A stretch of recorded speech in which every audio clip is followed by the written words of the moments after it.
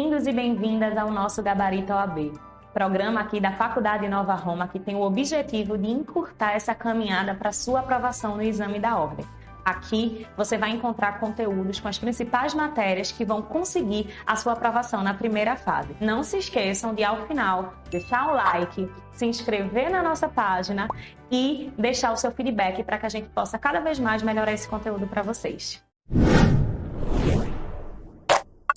Olá, pessoal! E aí, tudo jóia? Vamos embora para mais um Gabarito OAB da 39ª OAB, o Gabarito OAB que vai fazer com que você passe, seja aprovado, que aliás já é uma tradição aqui, né, de quem estuda na Nova Roma, passar na OAB e passa bem, e vai ser o seu caso.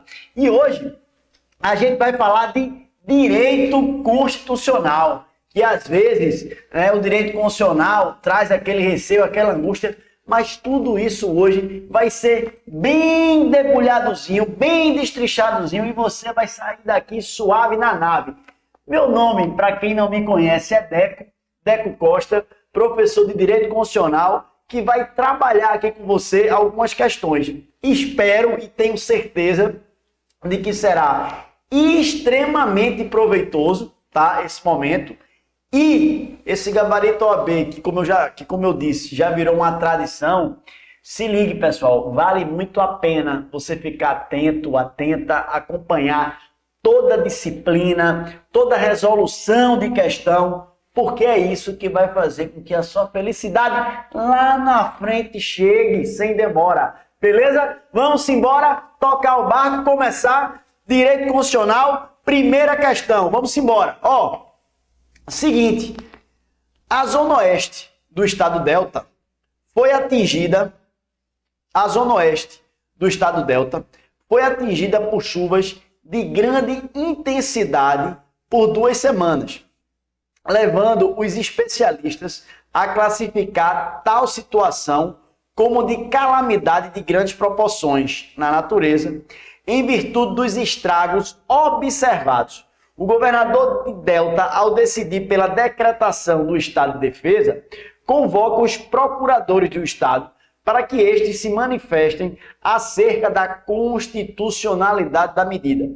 Os procuradores informam ao governador que, segundo o sistema jurídico constitucional brasileiro, a decretação do estado de defesa, essa é uma questãozinha que trata de estado de defesa. Quem estuda comigo sabe que eu tenho muito cuidado, não é que isso esteja de todo errado, tudo, mas eu não gosto de tratar estado de defesa, estado de sítio, estado de calamidade como estado de exceção. Eu trato como excepcionalidades, tá certo? Isso aí é outro rolê, é outro assunto para a gente tratar em sala de aula, mas só para vocês se basearem, é mais ou menos isso, tá? E aqui ele fala de estado de defesa. O estado de defesa vai estar aonde, pessoal? Vai estar na Constituição, tá? No artigo 136.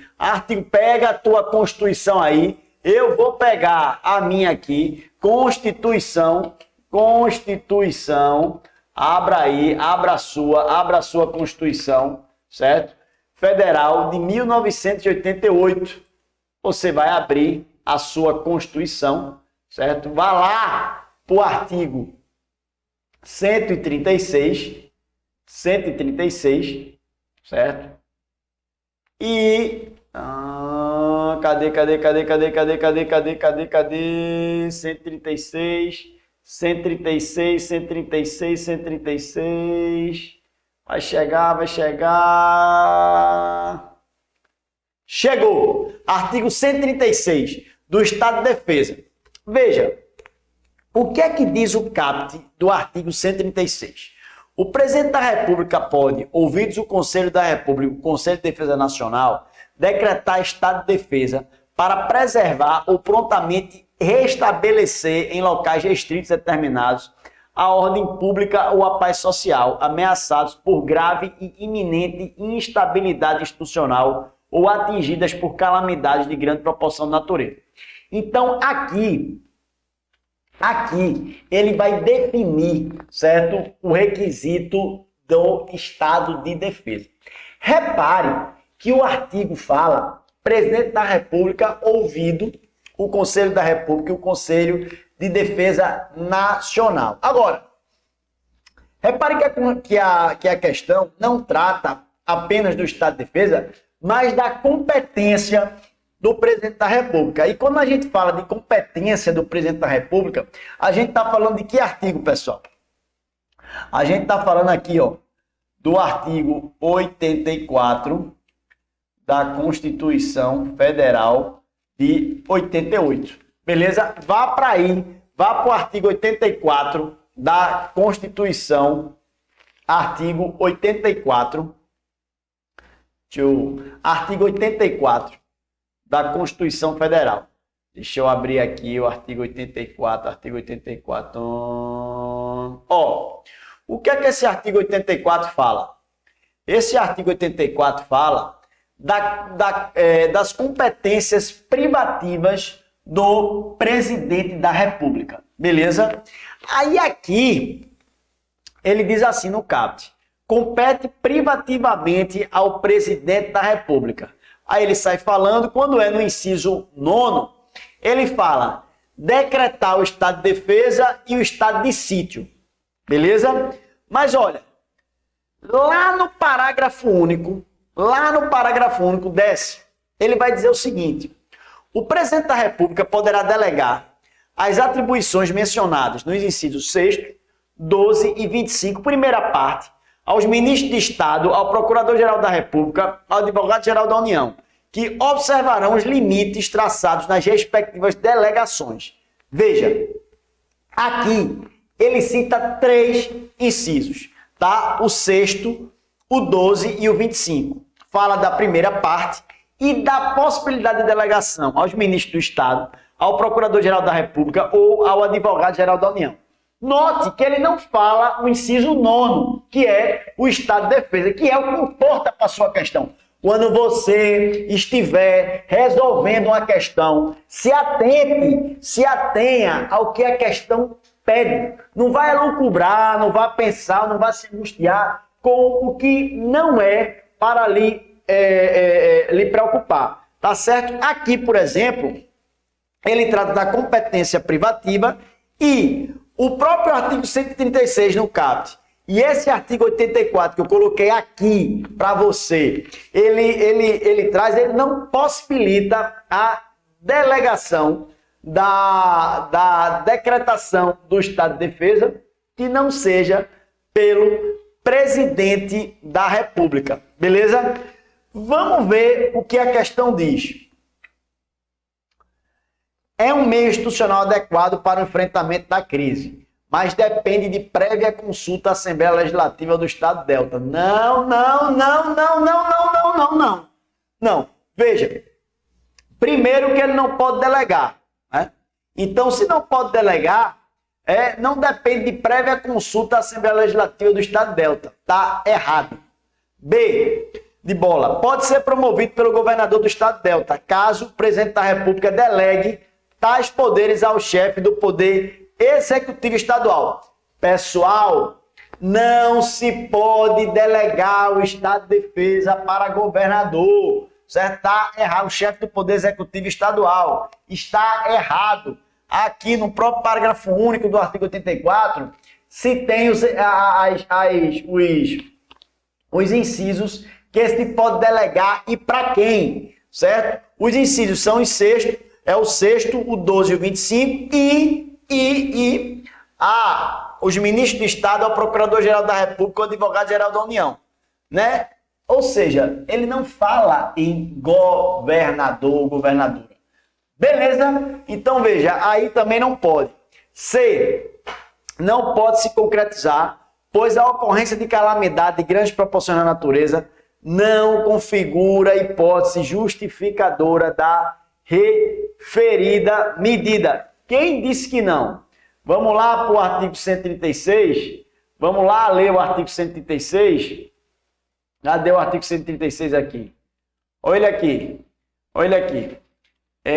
Logo no caput, ele fala o seguinte, que o presidente da República pode, ouvidos o Conselho da República e o Conselho de Defesa Nacional, decretar estado de defesa para preservar ou prontamente restabelecer em locais restritos e determinados a ordem pública ou a paz social ameaçadas por grave e iminente instabilidade institucional ou atingidas por calamidades de grandes proporções na natureza, pessoal. Pode!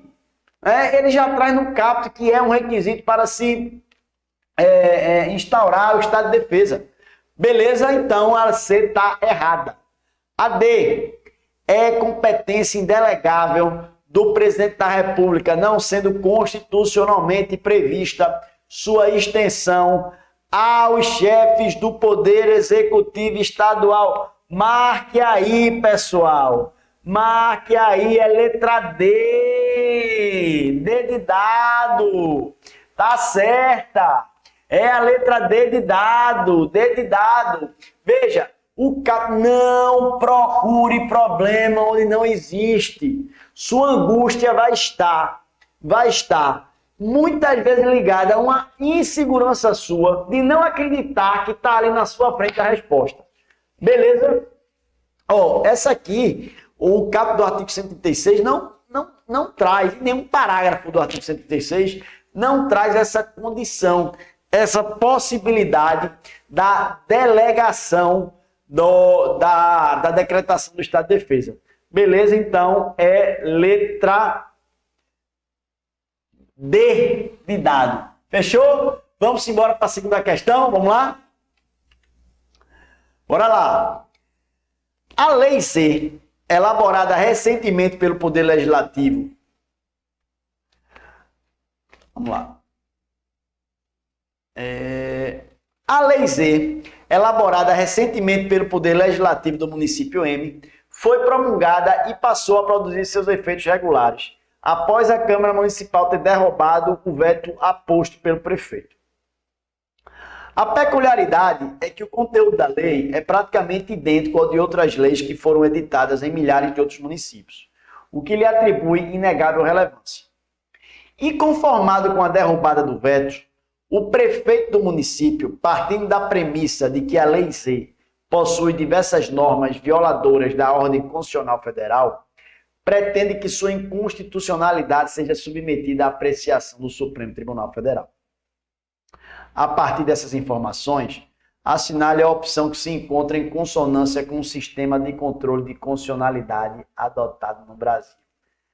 Controle o sistema de controle de constitucionalidade. Eita, Deco! Controle de constitucionalidade. Ai, agora, que negócio difícil. Eu tô angustiado, tô angustiada. Como é que eu faço para resolver essa questão? Ei, primeiro deste pantinho, certo? Deste pantinho. Quem estudou controle de constitucionalidade comigo, a gente faz praticamente mais do que um trabalho jurídico, um trabalho de divã, né? Para que você perca esse medo besta de controle de constitucionalidade.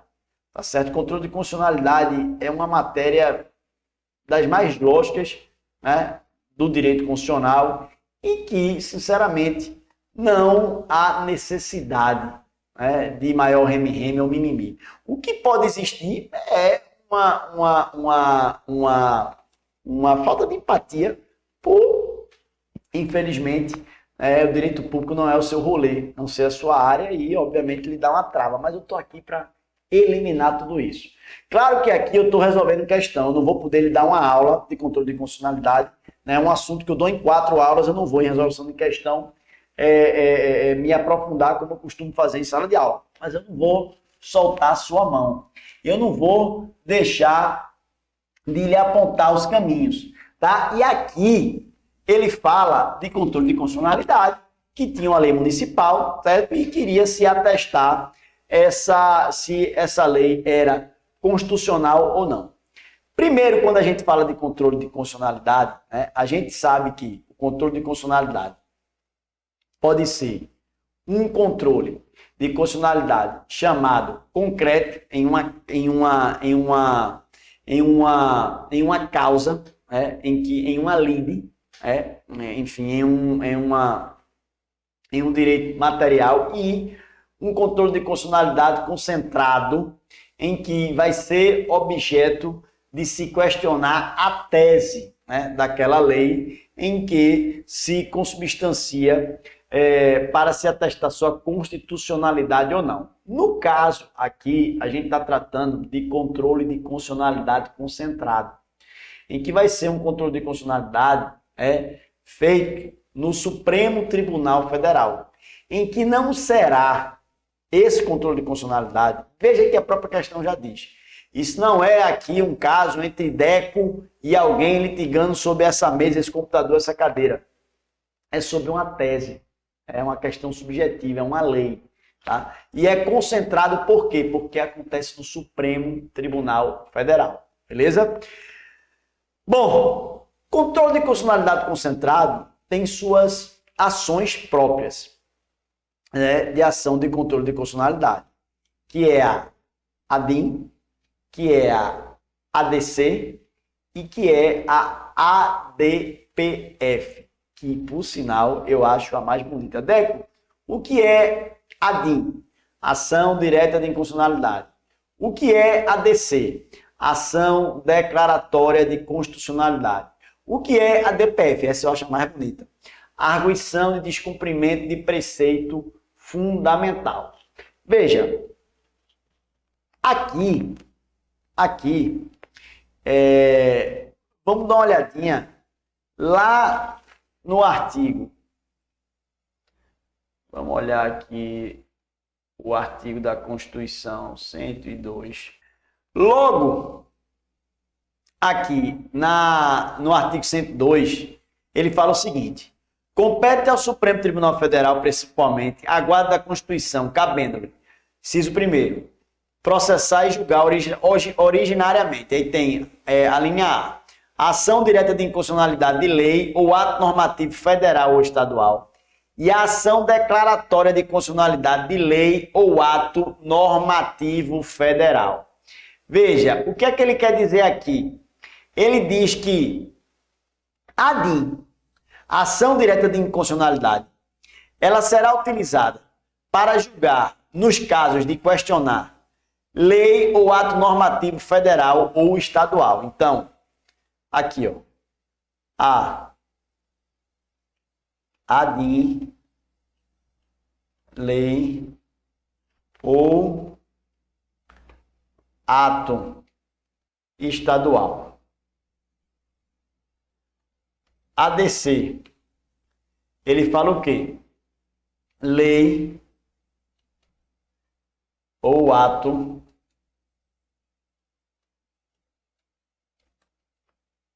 normativo federal. Beleza? Veja, aqui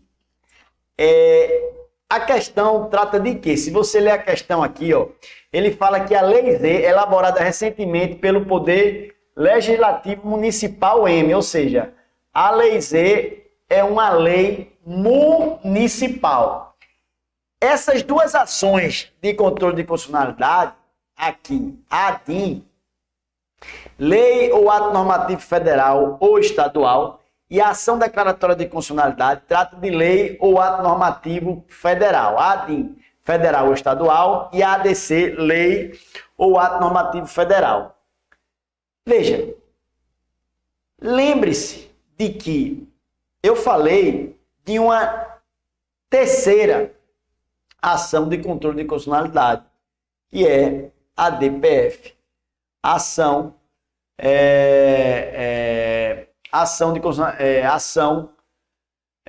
de constitucionalidade de preceito fundamental. Para mim, eu acho a mais bonita. Por quê? Porque a ADPF, ela atua exatamente nessa ação. Aqui, como a gente vai ver aqui, na arguição de descumprimento de preceito fundamental, essa ADPF, ela vai arguir a constitucionalidade de um preceito fundamental. O preceito fundamental geralmente envolve os direitos e garantias fundamentais. Beleza? E ela abrange não só lei ou ato normativo federal ou estadual, mas também municipal. beleza? De todas é a mais abrangente, que é a arguição de descumprimento de preceito fundamental. Você vai interpor a ADPF. Veja, aqui nessa segunda questão, a gente está falando exatamente de uma lei municipal, tá certo? Bom, vamos embora para o que a questão pede. A. O prefeito do município M, como agente legitimado pela Constituição Federal, está habilitado a propor arguição de descumprimento de preceito fundamental, questionando a constitucionalidade dos dispositivos que entendem violadores da ordem constitucional federal. Não, pessoal. Nananina. Veja. Aqui, os legitimados das ações de controle de constitucionalidade estão no artigo 103, beleza? E não consta prefeito, né? Os legitimados são, inciso primeiro, o presidente da República, a mesa do Senado Federal, a mesa da Câmara dos Deputados, inciso quarto, a mesa da Assembleia Legislativa ou da Câmara Legislativa do Distrito Federal, quinto, o governador do Estado do Distrito Federal, sexto, Procurador-Geral da República, sétimo, o Conselho Federal da Ordem dos Advogados do Brasil, oitavo, partido político com representação no Congresso Nacional, nono, confederação sindical, uma entidade de classe de âmbito nacional. Na sua Constituição tem prefeito? Tem. Me diga mesmo se na sua Constituição tem prefeito, porque na minha não tem, e na sua certamente também não. Tá certo? Então veja, a letra A, vamos botar aqui. A letra A, ela já está errada aqui, ó, porque o prefeito não é agente legitimado pela Constituição Federal. Beleza? Tá errado. A letra B, a temática pode ser objeto de ação direta de inconstitucionalidade ou de arguição de descumprimento de preceito fundamental, se proposta por qualquer um dos legitimados pelo artigo 103 da Constituição Federal. Pessoal, não pode a propositura aqui de ação direta de inconstitucionalidade. Por quê?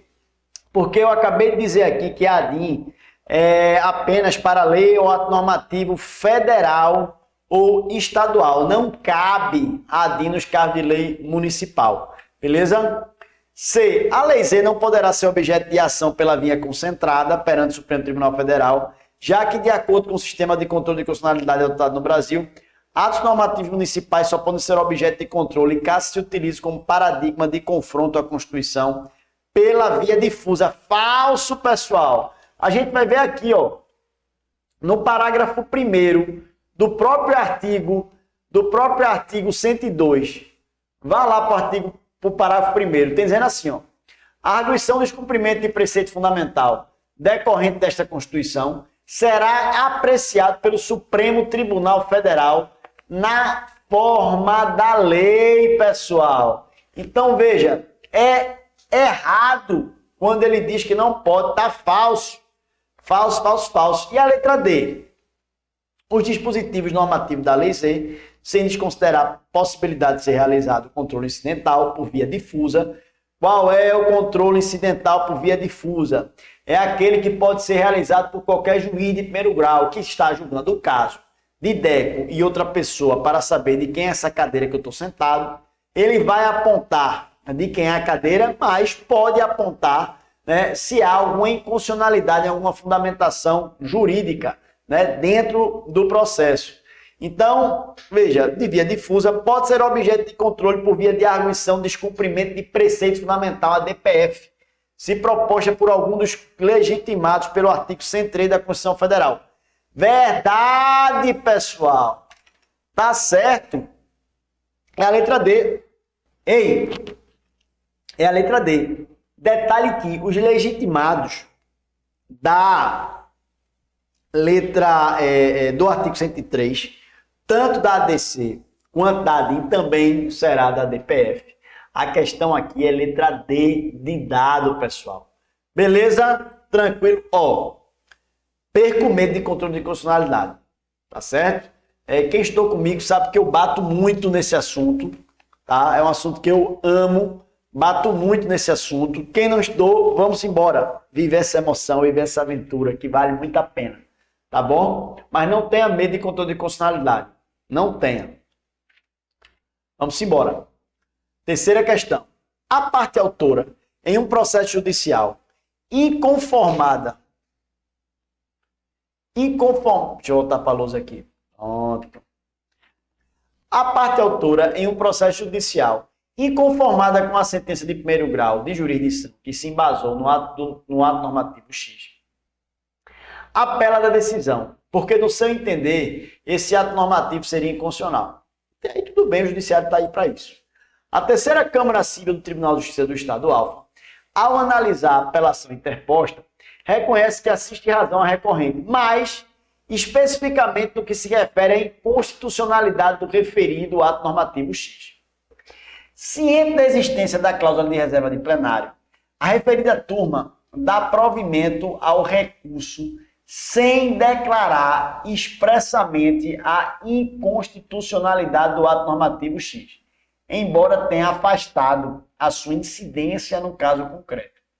De acordo com o sistema jurídico constitucional brasileiro, o acordo proferido pela terceira turma civil está falando de que aqui, pessoal?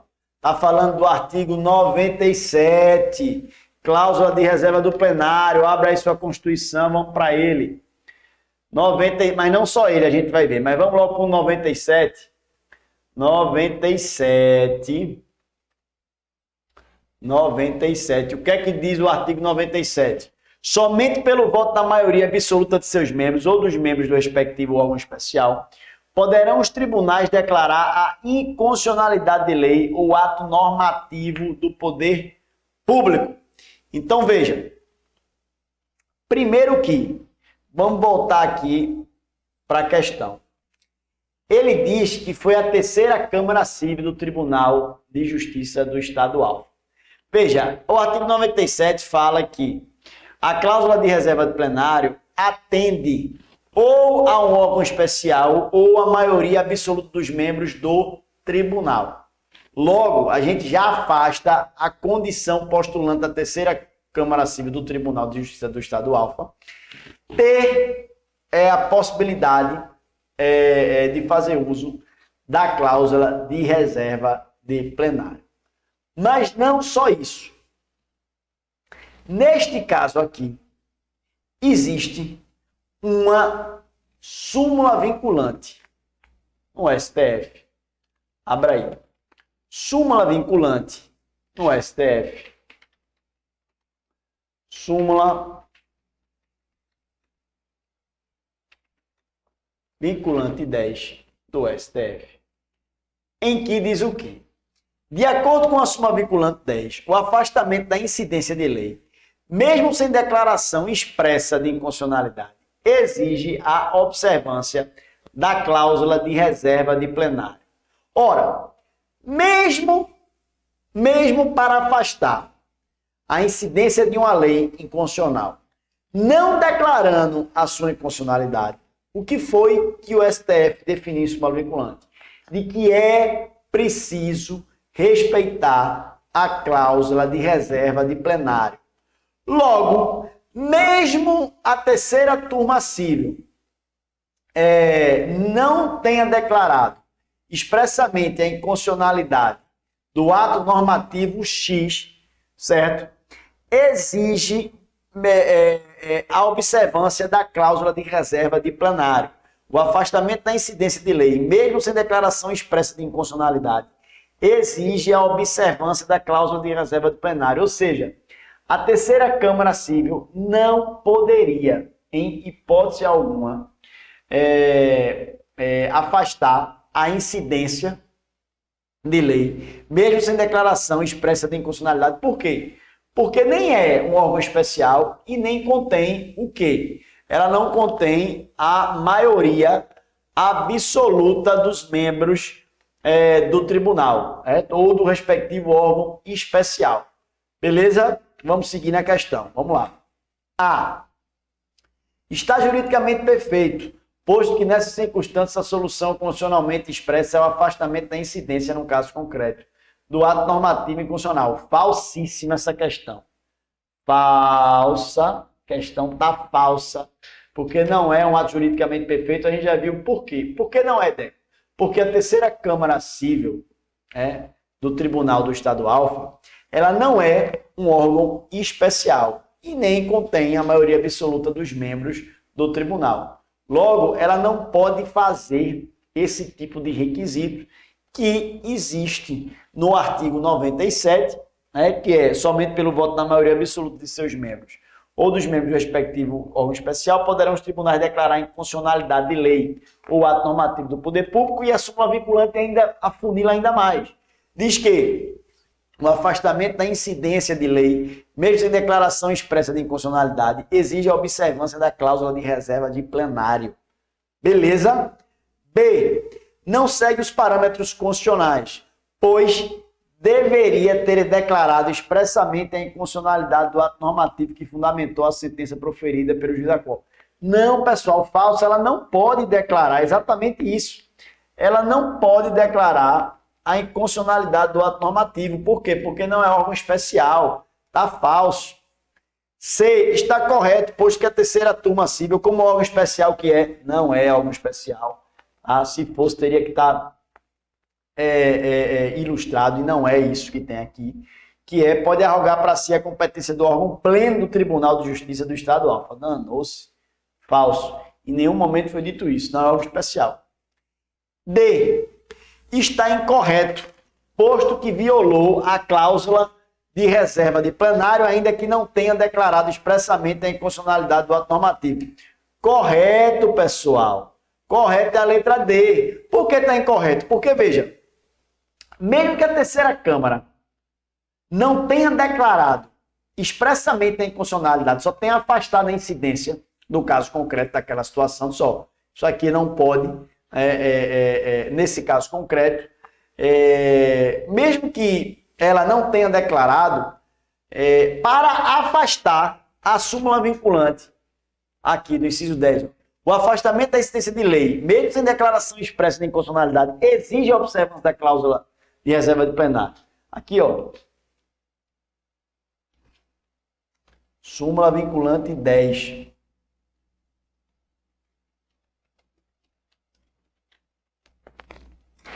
Beleza? Então, é letra D. Terceira questão. Tá? Vamos embora. Quarta. O governador do Estado Alfa propôs perante o Supremo Tribunal Federal ação declaratória de constitucionalidade, com pedido de tutela cautelar de urgência, para ver confirmada a legitimidade jurídico-constitucional de dispositivos da Constituição Estadual, isto em razão da recalcitrância de alguns órgãos jurisdicionais na sua observância. Foi requerida a medida cautelar. A partir do caso narrado, assinale a afirmativa correta. Neste caso, segundo o entendimento cristalizado no âmbito do Supremo Tribunal Federal, alguns aspectos aqui a serem comentados. Deco, tu tem fetiche por controle de constitucionalidade, né, velho? Mesmo outra questão de controle. Não tem pena da gente, não, Veja, eu confesso que eu gosto de controle. Mas a OAB gosta mais do que eu. Então, não adianta a gente se iludir, a gente não enfrentar o que não gosta. A vida não é assim, verdade? Então, a gente tem que ir, eu não vou aqui estar iludindo ninguém, enganando, eu vou colocar o que se é cobrado. E controle é um assunto muito demandado. Então, fique tranquilo, fique tranquila e vamos embora junto, de mão dada, passar por isso. Beleza? Agora vê, aqui nessa questão, eu quero comentar algumas situações com vocês. Quais são? Primeira questão. Se ligue no que ele fala aqui, foi requerida a medida cautelar. Atente, grife aqui. E aqui, ó, ele fala, segundo o entendimento cristalizado. O que é cristalizado? Isso aqui quer dizer o quê? Entendimento cristalizado é o quê? Entendimento cristalizado é o quê? É o quê?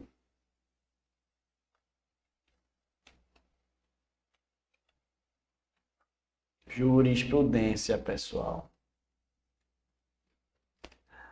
Além de se ligar no rolê, né,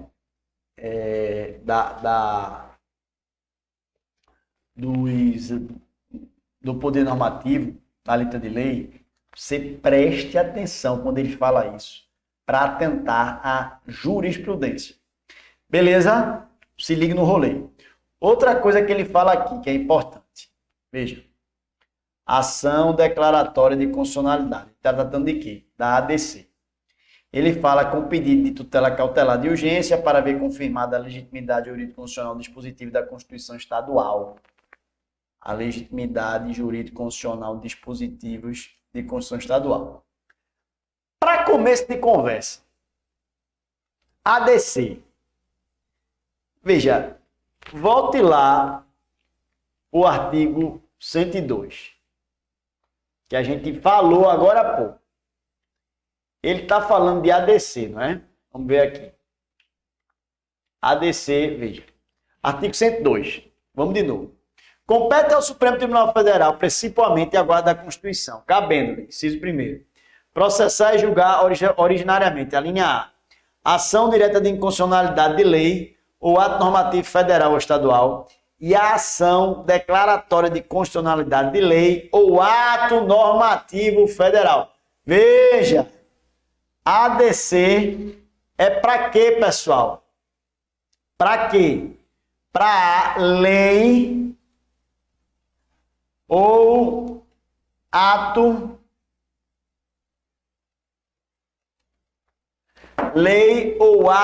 normativo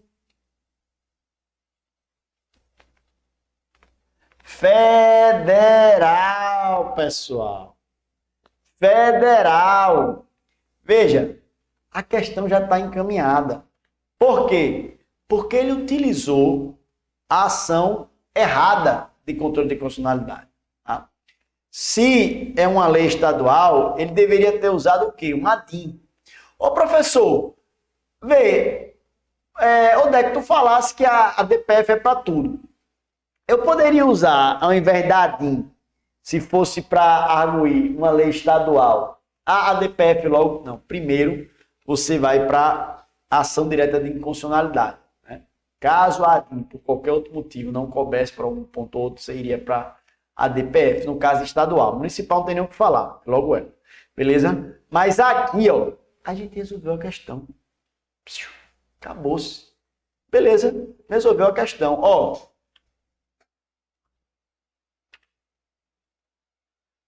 a partir do caso narrado, assinale a afirmativa correta.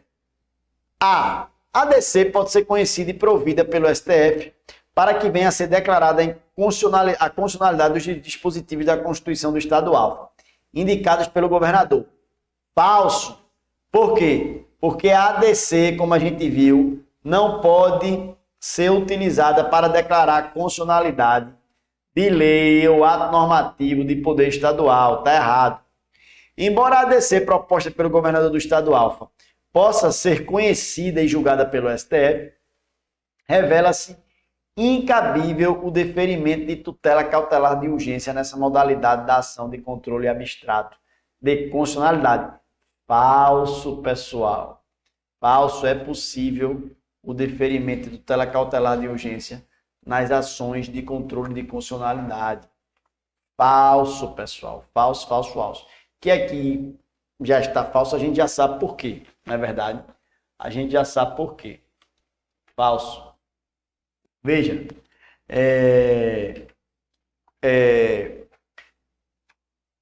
C, né? Estou na C. A admissibilidade da ADC prescinde da existência do requisito da controvérsia judicial relevante, uma vez que a norma sobre a qual se funda o pedido de declaração de constitucionalidade tem natureza supralegal. Falso, pessoal. Requisito da controvérsia judicial relevante é fundamental nas ações de controle de constitucionalidade. Por quê? Porque, como se trata de ações que se arguem a tese, há de se ter uma controvérsia judicial relevante para fundamentar, né, a ação de controle de constitucionalidade. Então, aqui está errado. A D, ADC não consubstancia a via adequada à análise da pretensão formulada, uma vez que a Constituição do Estado Alfa não pode ser objeto de controle em tal modalidade de ação abstrata de constitucionalidade. Verdadeiríssimo, pessoal. Certa, letra D. Por quê? Porque a gente já viu, tá? A ADC não poderia ser utilizado em ato, lei ou ato normativo de poder estadual, apenas federal. Tá errado isso aí. É letra D de dado. Beleza? Tá certo isso aí. D de dado. Tá bom? Quinto, José leu em artigo jornalístico vinculado em meio de comunicação de abrangência nacional que o Supremo Tribunal Federal poderia, em sede de ADI, reconhecer a ocorrência de mutação funcional em matéria relacionada ao meio ambiente. Eita, olha o nome aqui, ó. Mutação funcional. Grava esse nome. Em razão disso, ele procurou obter maiores esclarecimentos sobre o tema. No entanto, a ausência de uma definição mais clara do que seria uma mutação funcional o impediu de obter um melhor entendimento sobre o tema.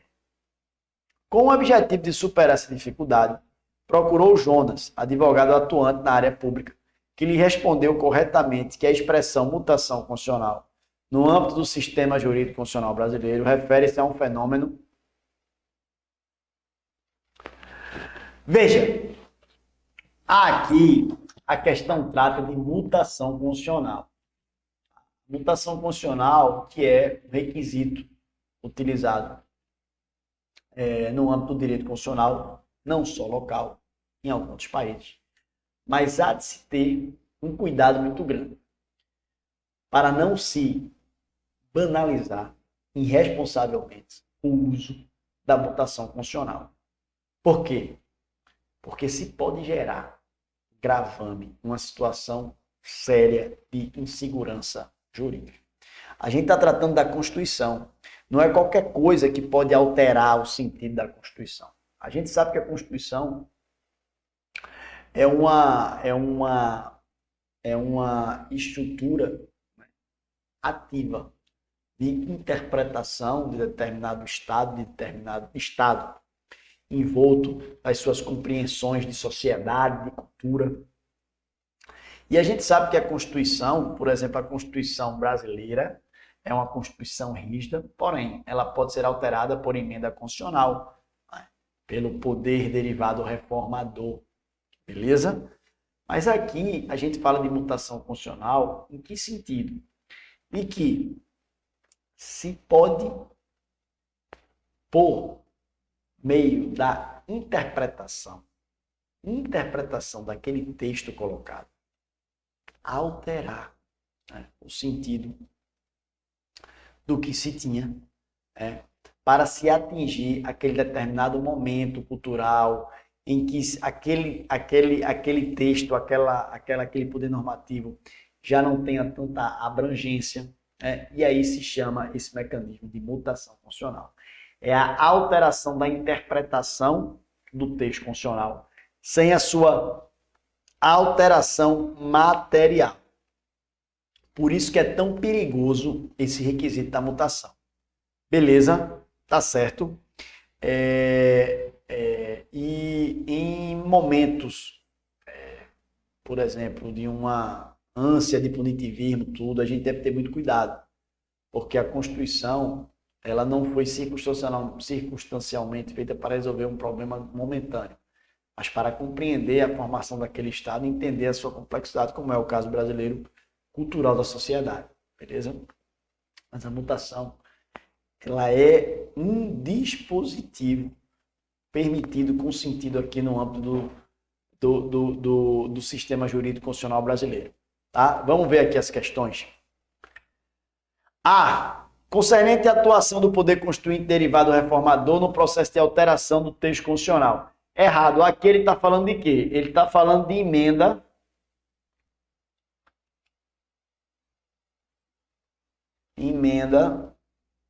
constitucional. Não é verdade? Emenda constitucional. Tá? Falso. Seria poder constituinte derivado reformador, aquela alteração, 3/5 em 2 turnos em cada casa do Congresso, será apreciado, será julgado para se alterar materialmente um artigo da Constituição. B. Referente à mudança promovida no significado normativo constitucional por meio da utilização de emenda à Constituição. Também não, pessoal, errado. Relacionada à alteração de significado de norma constitucional, sem que haja qualquer mudança no texto da Constituição Federal. Exato, pessoal. Exato.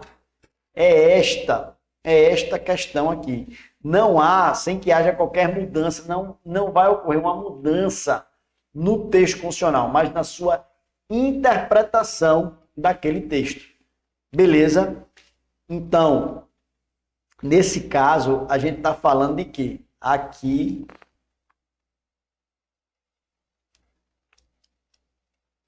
imutação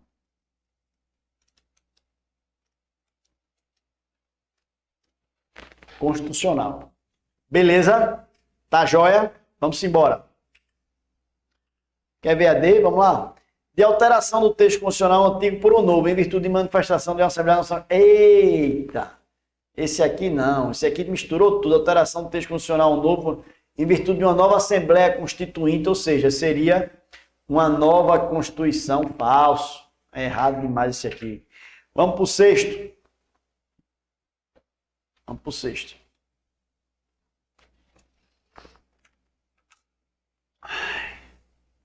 Falar cansa, né não? Falar cansa. Mas vamos embora. Vamos tocar o barco para fazer as questões. Sexta. O Estado Alfa promulgou em 2018 a Lei Estadual X. Presta atenção. Concedendo unilateralmente isenção sobre o tributo incidente em operações relativas à circulação interestadual de mercadorias, ICMS, usadas como insumo pela indústria automobilística. O Estado Alfa, com isso, atraiu o interesse de diversas montadoras em ali se instalarem. A lei estadual complementar, regular, a lei estadual X, no entanto, contraria a norma da Constituição da República, que dispõe... Pessoal, me perdi na questão, deixa eu começar de novo. O Estado Alfa promulgou em 2018 a lei estadual X, concedendo unilateralmente isenção sobre o tributo incidente em operações relativas à circulação interestadual de mercadorias, ICMS, usadas como insumo pela indústria automobilística. O Estado Alfa, com isso, atraiu o interesse de diversas montadoras em ali se instalarem. A Lei Estadual X, no entanto, contraria a norma da Constituição da República, que dispõe caber à lei complementar regular a forma de concessão de incentivos, isenções e benefícios fiscais relativos ao ICMS, mediante deliberação dos Estados e do Distrito Federal. Tá? Em razão da Lei Estadual X, o Estado Beta, conhecido polo automobilístico, sofrerá drásticas perdas em razão da redução na arrecadação tributária, com a evasão de indústrias e fábricas para o Estado Alfa. Diante do caso narrado, com base na ordem jurídica constitucional vigente, assinale a afirmativa correta. Veja, aqui se trata de um caso de fundo de guerra fiscal entre entes federados, entre Estados-membros. Mas o que ele quer saber aqui é o controle de constitucionalidade. Controle de constitucionalidade de quê? Dos legitimados, do seu artigo 103. Veja, eu já falei aqui os legitimados, tá? Para propor ação direta de inconstitucionalidade, ação declaratória de inconstitucionalidade, a DPF. Né? São 9 incisozinhos. Sendo que, dentro desses, tem os legitimados. Tem os legitimados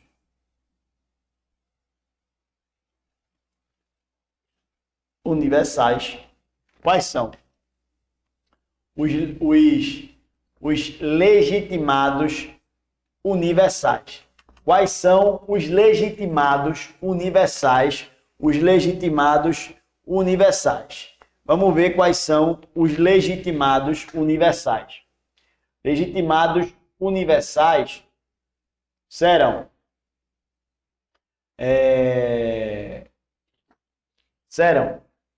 o presidente, vamos ver aqui a Constituição. O presidente da República, que pode entrar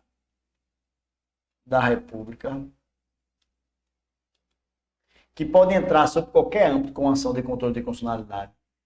Aí pode ser a mesa do Senado. Tá tudo nos incisos, pessoal, é só abrir a Constituição. Mesa da Câmara. Mesa da Câmara dos Deputados. Procurador.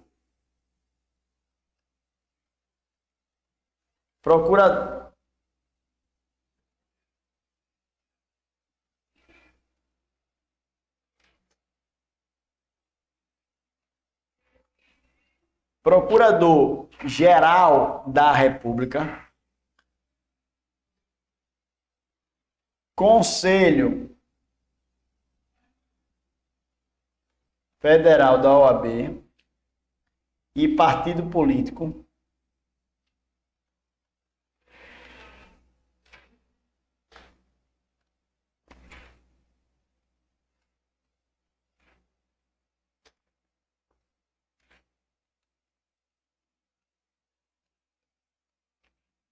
com representação no Congresso Nacional. Né?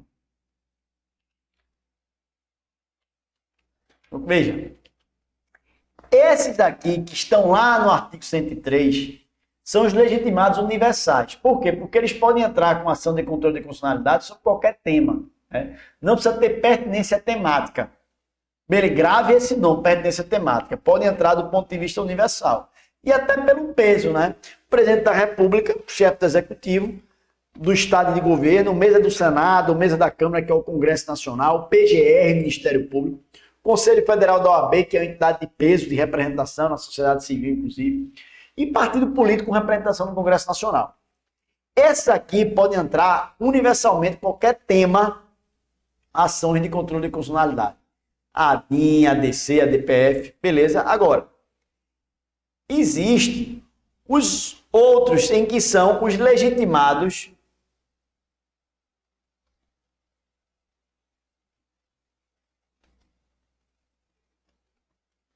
chamados especiais.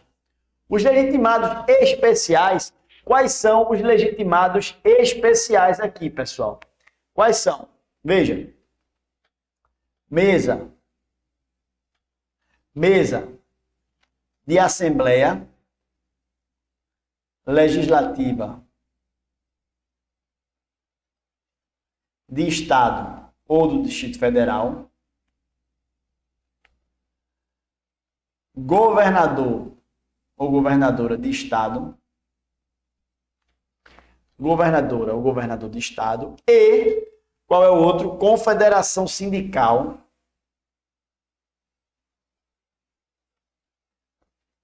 ou entidade de classe do âmbito nacional, que é exatamente o inciso 9º, que está no inciso 9º. Veja, por que se dá o nome de legitimado especial?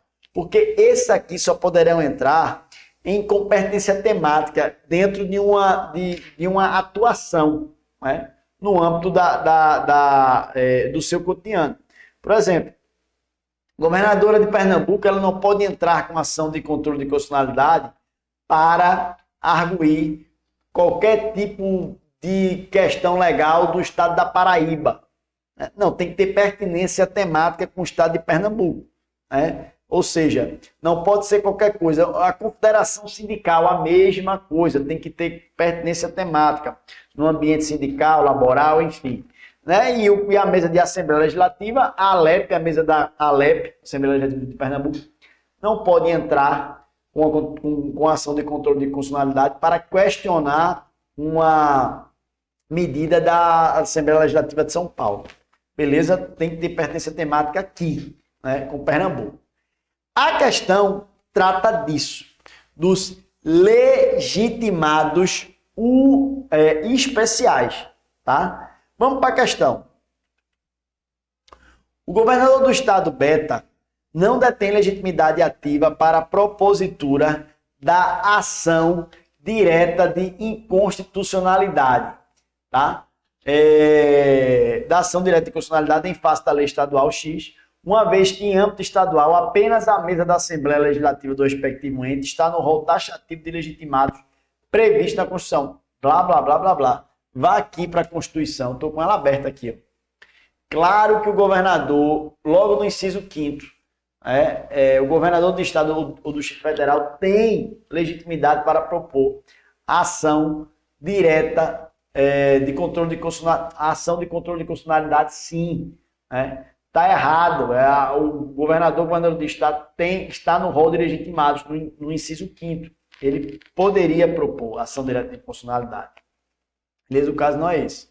B. A legitimidade do governador do estado beta restringe-se à possibilidade de propor, perante o respectivo Tribunal de Justiça, representação de inconstitucionalidade. Isso aí é outro assunto lá do artigo 25, parágrafo 1º da Constituição. Tá?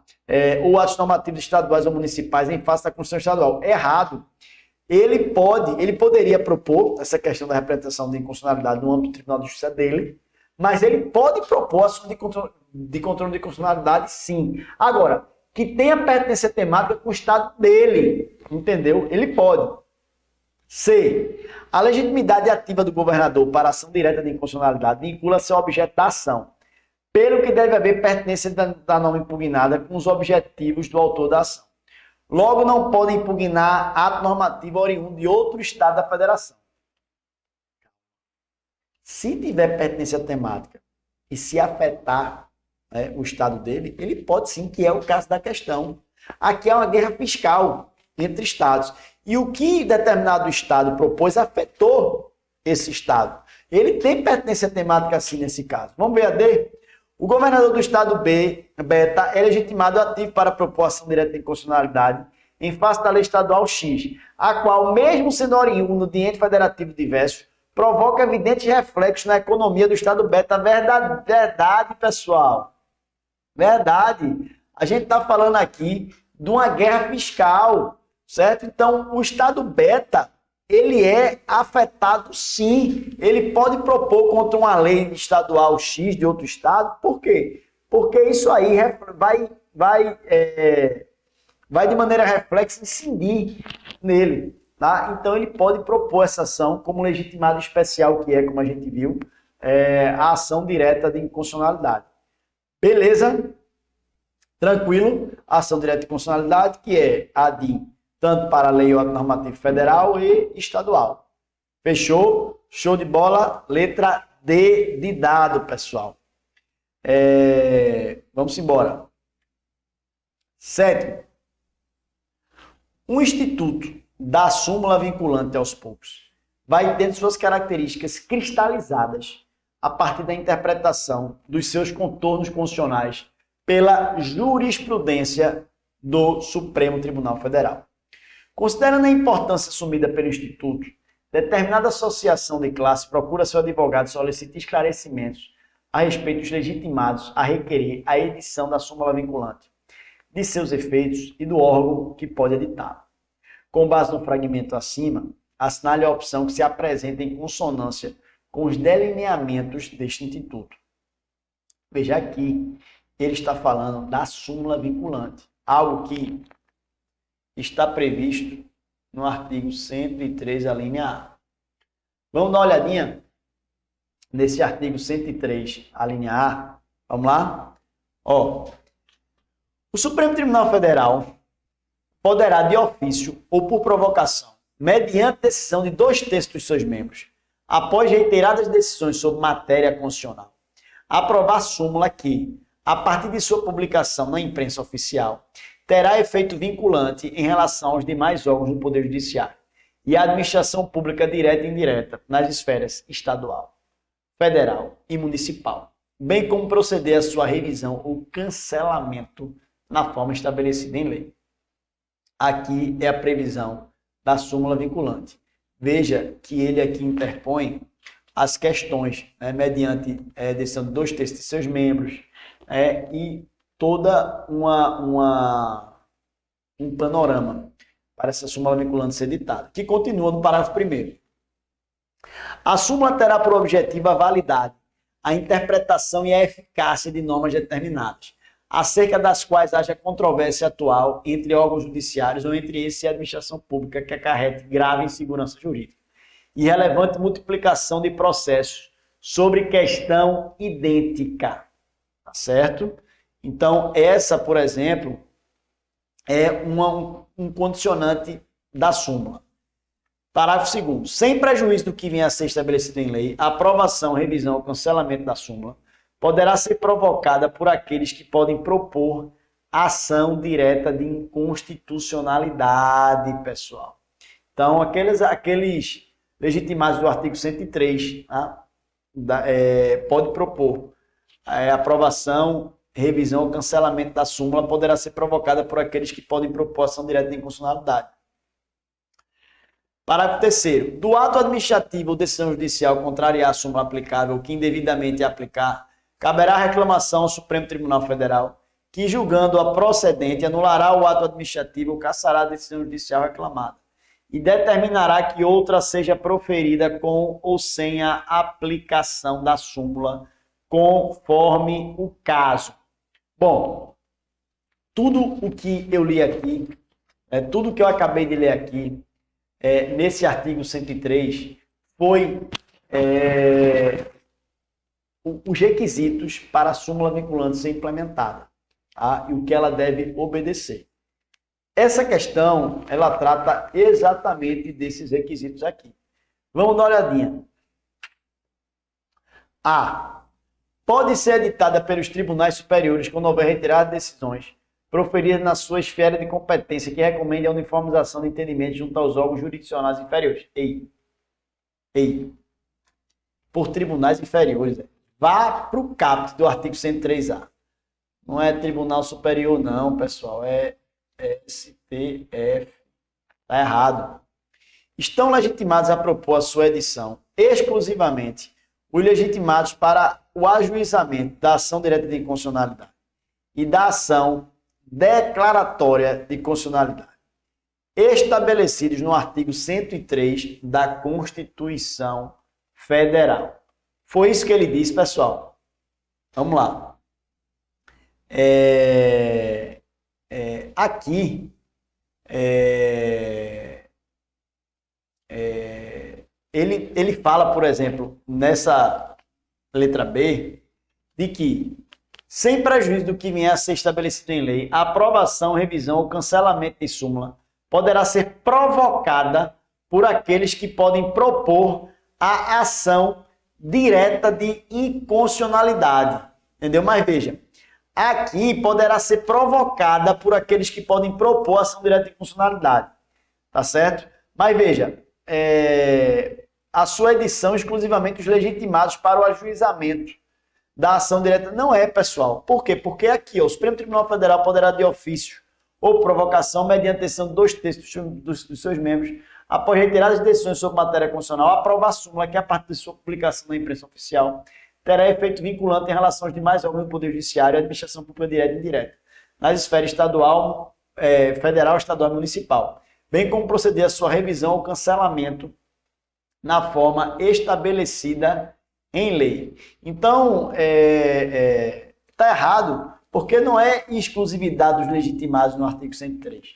Está falso isso aqui. C. Pode dizer respeito a qualquer situação jurídica constituída sob a égide das normas brasileiras, de natureza constitucional ou infraconstitucional, e ser especificamente direcionada à resolução de um caso concreto, nele exaurindo a sua eficácia.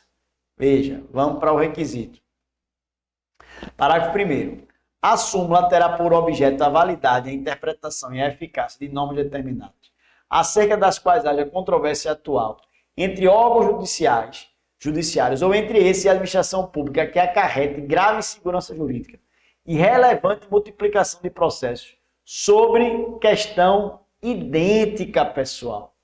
Não trata disso, não. E o artigo 103A, o Supremo Tribunal Federal poderá, de ofício de provocação, mediante decisão de 2/3 dos seus membros, após retiradas decisões sobre matéria constitucional, Aprovar a súmula que, a partir de sua publicação na imprensa oficial, terá efeito vinculante em relação aos demais órgãos do Poder Judiciário e administração pública direta e indireta, a esfera federal, estadual e municipal, bem como proceder à sua revisão e cancelamento na forma estabelecida em lei. Veja, aqui, o que ele fala, o próprio parágrafo 1º já trata de que a súmula terá por objeto a validade, a interpretação e a eficácia de normas determinadas, acerca das quais haja controvérsia atual entre órgãos judiciários. Não é aqui a qualquer situação jurídica constituída sob a égide das normas brasileiras de natureza constitucional e infraconstitucional e seria especificamente direcionada à resolução de um caso concreto. Não é isso aqui, não. Está errado. A gente viu que o requisito é outro no parágrafo 1º. Diante de uma relevante multiplicação de processos sobre questão idêntica. E D. A vinculação sumular incide sobre a administração pública direta e indireta e os demais órgãos do Poder Judiciário, não podendo, porém, atingir o Poder Legislativo. Verdade, pessoal. Porque senão estaria afetando o quê, pessoal? Separação dos poderes. Não poderia, pessoal. Tá certo. Vamos ver. Do ato administrativo de decisão judicial que contrariar a súmula vinculante, do ato administrativo de decisão judicial contrariar a súmula aplicável ou que indevidamente aplicar, caberá reclamação ao Supremo Tribunal Federal, que julgando-a procedente anulará o ato administrativo ou cassará a decisão judicial reclamada, determinará que outra seja proferida com ou sem aplicação da súmula, conforme o caso. Vamos ler o caput agora. O Supremo Tribunal Federal poderá, de ofício por provocação, mediante decisão de 2/3 dos seus membros, após reiteradas decisões sobre matéria constitucional, aprovar a súmula que, a partir de sua publicação na imprensa oficial, terá efeito vinculante em relação aos demais órgãos do Poder Judiciário e a administração pública direta e indireta na esfera federal, estadual e municipal, bem como proceder à sua revisão e cancelamento na forma estabelecida em lei. Onde é que você leu aqui? Onde é que você leu Poder Legislativo? Me diga. Fale para mim. Não pode, pessoal, porque seria o quê? Iria afetar a separação dos poderes. Iria, principalmente, numa função típica do legislativo, que é legislar, né? A súmula vinculante ela não pode afetar essa questão. Então, letra D, pessoal.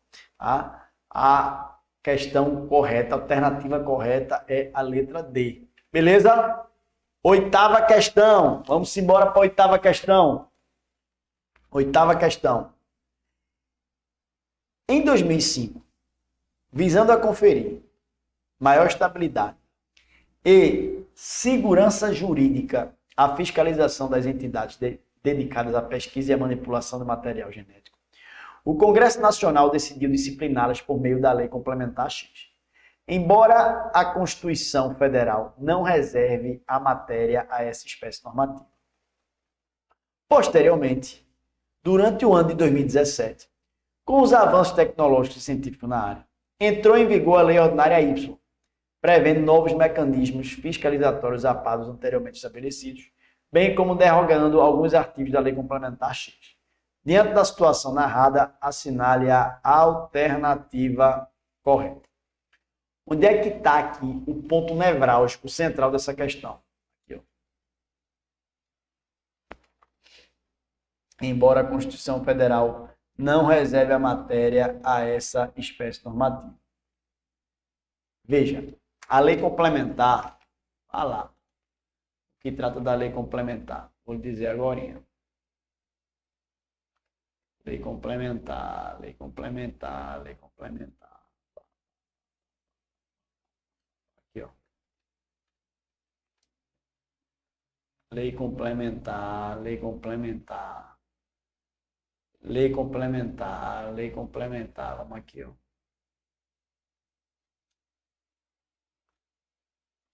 A lei complementar, pessoal, ela terá obrigatoriamente que ter previsão constitucional. Ela fala lei complementar, no parágrafo único, lei complementar disporá sobre a elaboração, redação, alteração e consolidação na lei. E a Constituição tem que prever. Tá? Aqui ele já diz o quê? Que embora a Constituição não reserve matéria a essa espécie normativa, ou seja, A lei complementar não foi o procedimento legislativo correto utilizado. Porque para se utilizar a lei complementar, tem que ocorrer o quê? Previsão constitucional. Então está errado aqui. Não poderia ser lei complementar. Beleza? E o que é que isso responde? Tudo da questão. Vamos ver.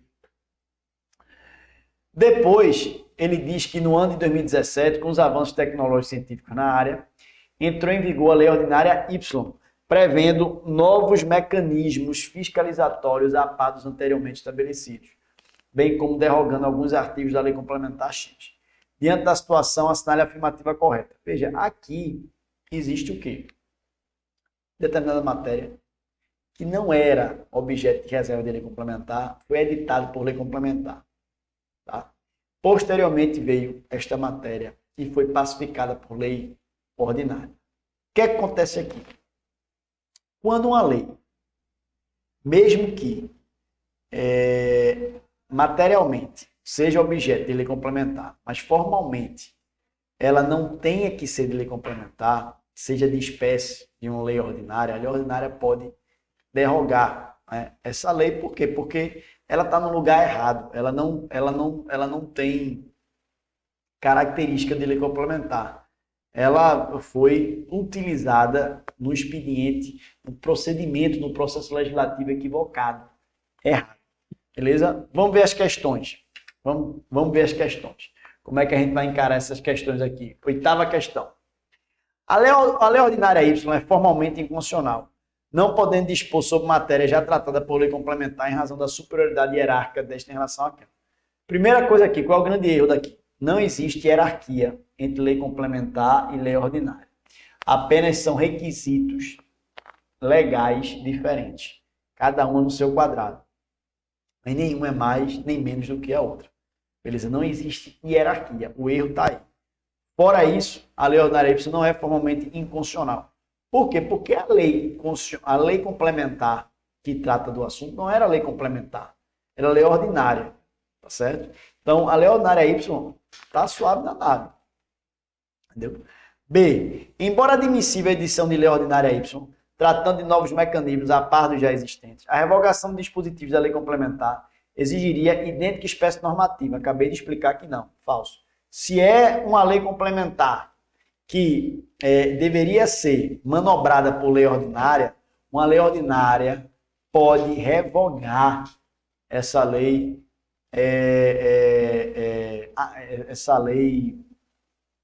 frankensteiniana, né? X, que deveria ser uma lei ordinária e foi por um procedimento errado, por um procedimento legislativo errado. Tá? Então, uma lei ordinária pode sim revogar esta lei complementar, que está errada como lei complementar, que deveria ser uma lei ordinária. Beleza? C. A lei complementar X está inquinada de vício formal. A lei... Deixa eu ver aqui agora. A lei complementar X está inquinada de vício formal, já que a edição desta espécie normativa encontra-se vinculada às hipóteses taxativamente elencadas pela Constituição Federal de 1988. A lei complementar X está inquinada de vício formal, já que a edição desta espécie normativa encontra-se vinculada às hipóteses taxativamente elencadas pela Constituição de 1988. Vamos lá. A lei complementar X, por tratar de matéria a respeito, a lei complementar X, por tratar de matéria a respeito da qual não se exige a referida espécie normativa, A lei complementar X, por tratar de matéria a respeito da qual não se exige a referida espécie normativa, pode vir a ser revogada por lei ordinária posterior, que verse sobre a mesma temática. Certo, pessoal? É letra D. É letra D. Veja, aqui, essa lei complementar X,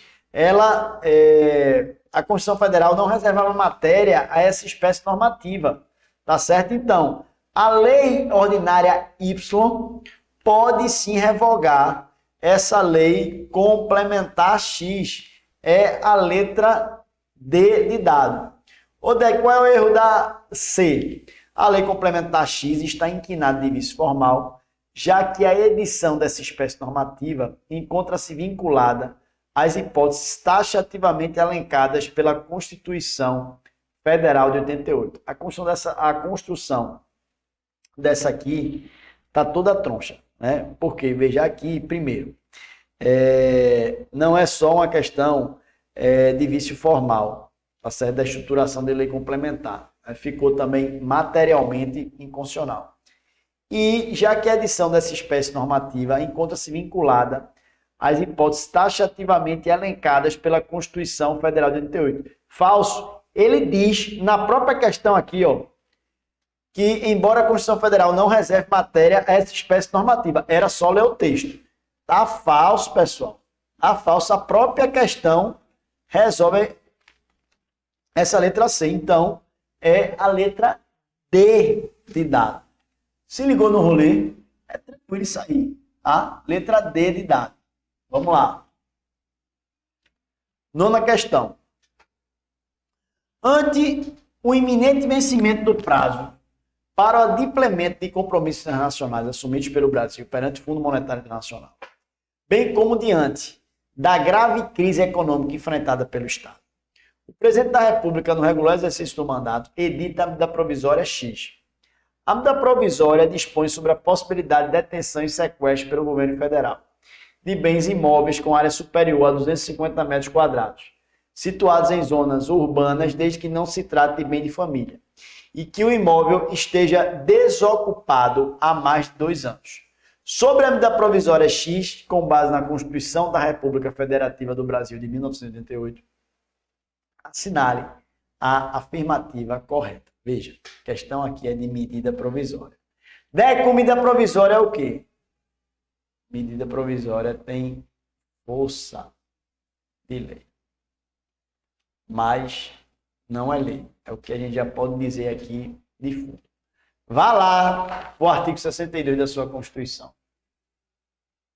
Ó, quais são os requisitos da medida provisória? Vamos lá. Os requisitos da medida provisória. Os requisitos da medida provisória.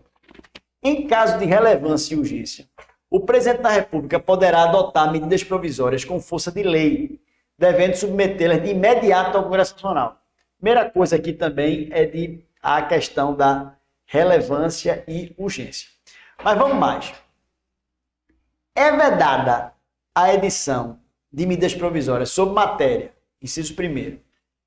Esse é o parágrafo 1º. Aí no inciso 1º, relativo a linha A, nacionalidade, cidadania, direitos políticos, partidos políticos e direito eleitoral. B, direito penal, processual penal e processual civil.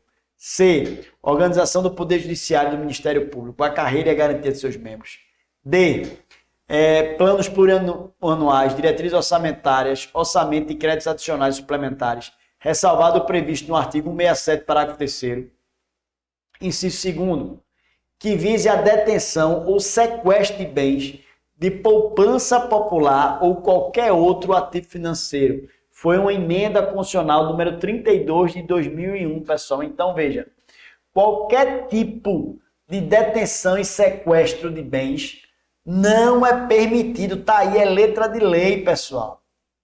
Tá aí, é letra de lei. Não pode, não pode, não pode. Tá certo? Tá errado isso aqui.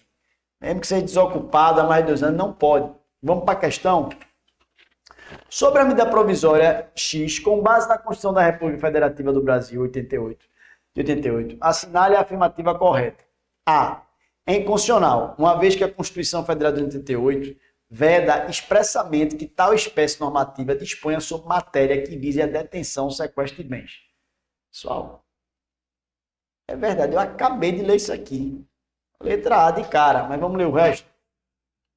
B. É inconstitucional, pois trata de matéria já regulamentada pelo legislador ordinário, qual seja a possibilidade de desapropriação de bens imóveis urbanos por necessidade de utilidade pública. Ele não disse nada disso, absolutamente nada. É vedado porque a Constituição, no seu inciso 2º do artigo 62, veda detenção ou sequestro de bens. C. Ela não se revela adequada ao cumprimento do requisito de urgência porque só produzirá efeito no exercício financeiro seguinte, caso venha a ser convertido em lei até o último dia daquele ano em que foi editado. Viagem total. Misturou tudo para não dizer nada, para você ficar perdido, entendeu? E se angustiar. Não disse nada com nada. Misturou um monte de coisa para lhe tirar do foco. Está errado. D. É constitucional, pois foram respeitados os requisitos de relevância e urgência, desde que seja submetido de imediato ao Congresso Nacional, perdendo eficácia se não for convertido em lei num prazo de 60 dias, prorrogado uma única vez por igual período. Ele deu todo o requisito certo aqui, ó. Isso é tudo certo, que ele disse aqui, mas não é constitucional. Por quê? Porque ele trata de uma matéria vedada à medida provisória. Então, também está falso. Mas tudo isso aqui embaixo é verdade, desde que seja submetida de imediato ao Congresso Nacional, perdendo eficácia se não for convertida em lei, no prazo 60, prorrogar por mais 60, que são 120 dias, uma única vez por igual período. Isso aí, medida provisória. Beleza? Assunto que a gente também gosta muito de falar. Tá? Mas aqui foi uma letra de lei contundente. Quem tem a mínima, um pouquinho de noção já de medida provisória, matava essa na hora. Letra A. Beleza? 10º. No dia 1º de janeiro de 2015, foi eleito presidente da República Alfa para um mandato de 4 anos. Pouco depois, por ter sido flagrado cometendo o crime comum de lesão corporal contra um parente. Pouco depois, já no exercício do cargo, foi denunciado pelo Ministério Público de Alfa por ter sido flagrado cometendo o crime comum de lesão corporal contra um parente. Embora o referido crime não guarde nenhuma relação com o exercício da função, o presidente da República Alfa mostra-se temeroso com a possibilidade de ser imediatamente afastado do exercício da presidência e preso. Se a situação ocorrida na República Alfa acontecesse no Brasil, segundo o sistema jurídico constitucional brasileiro, dar-se-ia, veja, aqui ele trata da imunidade, né, do presidente da República. A gente vai para onde nesse artigo? Abra aí sua Constituição, artigo 53, vá-se embora. Artigo 53,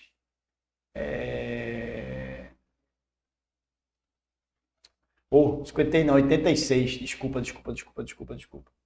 86, confundi aqui.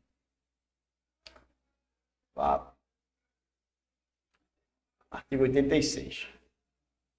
Olha o que ele diz no artigo 86. Admitida a acusação contra presidente da República por 2/3 da Câmara dos Deputados, será ele submetido a julgamento perante o Supremo,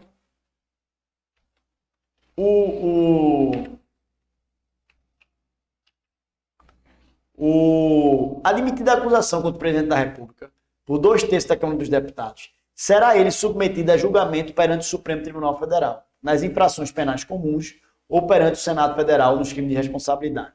O que é que o artigo 86 trata aqui? Diz que, caso o presidente cometa um crime de responsabilidade, ele será julgado no Senado Federal, como já aconteceu 2 vezes no Brasil. Responderam nessa estrutura de crime de responsabilidade, o famoso impeachment, tanto o presidente Collor quanto a presidenta Dilma. E foi no Senado Federal, por quê? Porque era crime de responsabilidade. Até então, foram sim alçados a crime de responsabilidade, beleza? E caso seja crime das infrações penais comuns, será julgado pelo Supremo Tribunal Federal. Agora, aqui, qual é o lance? Repare de que ele fala o seguinte: pouco depois, já no exercício do cargo, foi denunciado pelo Ministério Público de Alfa por ter sido flagrado cometendo um crime de lesão corporal contra um parente. Embora o referido crime não guarde nenhuma relação com o exercício da função, o presidente da República Alfa mostra-se temeroso com a possibilidade de ser imediatamente afastado do exercício da presidência e preso. Quais são os requisitos aqui que o parágrafo 1º traz? O presidente ficará suspenso de suas funções nas infrações penais comuns, se recebida a denúncia ou queixa-crime pelo Supremo Tribunal Federal, e nos crimes de responsabilidade após a instauração do processo pelo Senado Federal, naquele período que o presidente fica afastado até a instauração do processo do Senado Federal. Agora, no parágrafo 2º ele vai tratar do prazo que tem que ocorrer esse julgamento. Se decorrido o prazo de 30 dias, o julgamento não estiver concluído, cessará o afastamento do presidente sem prejuízo do regular prosseguimento do processo. No parágrafo 3º, ele diz o seguinte: enquanto não sobrevier sentença condenatória nas infrações comuns, o presidente da República não estará sujeito à prisão. Parágrafo 4º. O presidente da República, na vigência de seu mandato, não pode ser responsabilizado por atos estranhos ao exercício das suas funções. Veja, pessoal.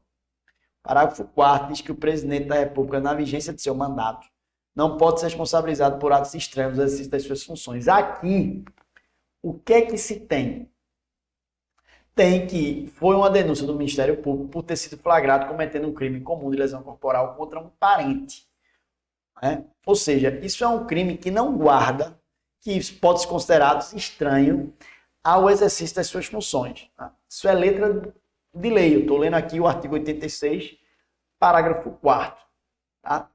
Veja, se a situação fosse aqui como ele propõe, como a própria questão propõe, no artigo 86, o parágrafo 4º traz esta condição. Traz essa condição. Vamos ver as questões. O afastamento do presidente da República, se o Senado Federal deliberasse dessa maneira por maioria absoluta. Primeiro, que não é Senado Federal que vai julgá-lo. Por quê? Porque aqui seria crime de responsabilidade. Tá certo? E o que ele cometeu foi um crime comum, certo? Não seria no Senado Federal. Aqui estaria errado. C. O afastamento do presidente da República, se após autorização da Câmara dos Deputados houvesse sua condenação pelo Supremo Tribunal Federal. O afastamento do presidente da República, se após a autorização da Câmara dos Deputados houvesse sua condenação pelo Supremo Tribunal Federal. Veja que ele misturou duas estruturas aqui. Ele disse que o afastamento do presidente da República, se após a autorização da Câmara dos Deputados houvesse sua condenação no presidente. Ele fala aqui de crime comum, do dispositivo de crime comum, mas fala do afastamento do presidente da República, se após a autorização da Câmara dos Deputados houvesse sua condenação no Supremo Tribunal Federal. Aqui, no artigo 86,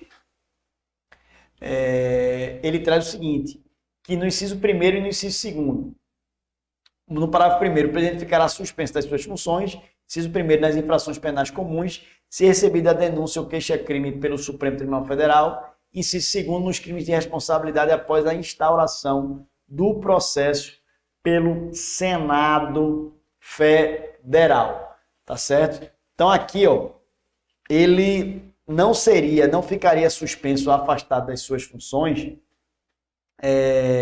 se recebida a autorização da Câmara dos Deputados. Aqui a infração penal comum é recebida a denúncia ou queixa-crime pelo Supremo Tribunal Federal. Ele misturou crime de responsabilidade com crime comum. A Câmara dos Deputados aqui é crime de responsabilidade.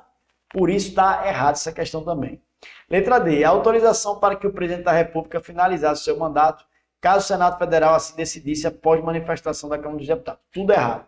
Aqui também ele mistura crime de responsabilidade com crime comum, porque não será no Senado Federal, seria no STF. Tá? E a Câmara dos Deputados tem a ver também com crime de responsabilidade. tá certo? Logo, também está errado, beleza? Aqui se trata de um crime comum. E o que é que diz a letra B?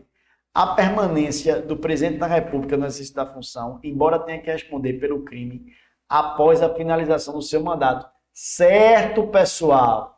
Essa aqui é exatamente o parágrafo 4º. O presidente da República, na vigência do seu mandato, não pode ser responsabilizado por atos estranhos ao exercício das suas funções.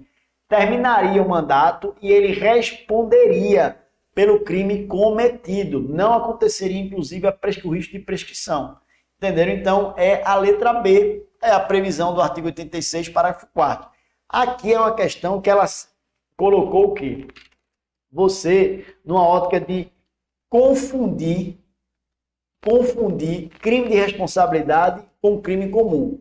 O crime de responsabilidade perpetrado pelo presidente da República será admitido na Câmara dos Deputados, será julgado no Senado Federal, em que o presidente Supremo fará presente, enquanto presidente da sessão, para entregar ao Senado um efeito de ambiente judicante. E o crime comum, como ele diz aqui, será o quê? Uma denúncia ou queixa-crime pelo Supremo Tribunal Federal, entendeu? Uma queixa-crime. Ele faz essa mistura para que você se perca um pouquinho, mas na verdade o que ele aponta aqui como critério é o artigo 86, parágrafo 4º. Se for um crime estranho aos atos da presidência, ele percorre esse mandato dele. Após o mandato terminar, ele vai responder sobre esse crime estranho ao exercício de suas funções. A questão aqui, então, sem erro, né, é a letra B de bola, como a gente marcou aqui. Beleza, pessoal? Letra B de bola. E assim a gente chega ao final. Espero que tenha sido útil para você esse gabarito. A gente resolveu questões aqui de OAB, que o foco é esse. E espero que você faça bom proveito. Eu estou por aqui pelos corredores da faculdade para trocar uma ideia, a gente trocar um assunto, conversar. O que tiver de dúvida, de questionamento, a gente pode tratar. Beleza? Estou sempre por aqui. Se ligue mesmo, estude, veja, né, o gabarito, que vale muito a pena. É um resultado que a gente tem conseguido e o pessoal que tem acompanhado as aulas tem tido um resultado muito satisfatório, muito bacana na prova da ordem. Beleza? Um cheiro grande para tu, fica bem e até o próximo gabarito. Vamos embora. Valeu, pessoal. Tchau. Valeu. E aí, gostaram da aula? Se sim, deixa aqui o seu like. Não esqueça de deixar o seu feedback nos comentários e ativar o sininho para receber todas as notificações. E também para estar atenado em todas as informações do Gabarito OAB, siga a Faculdade Nova Roma nas redes sociais.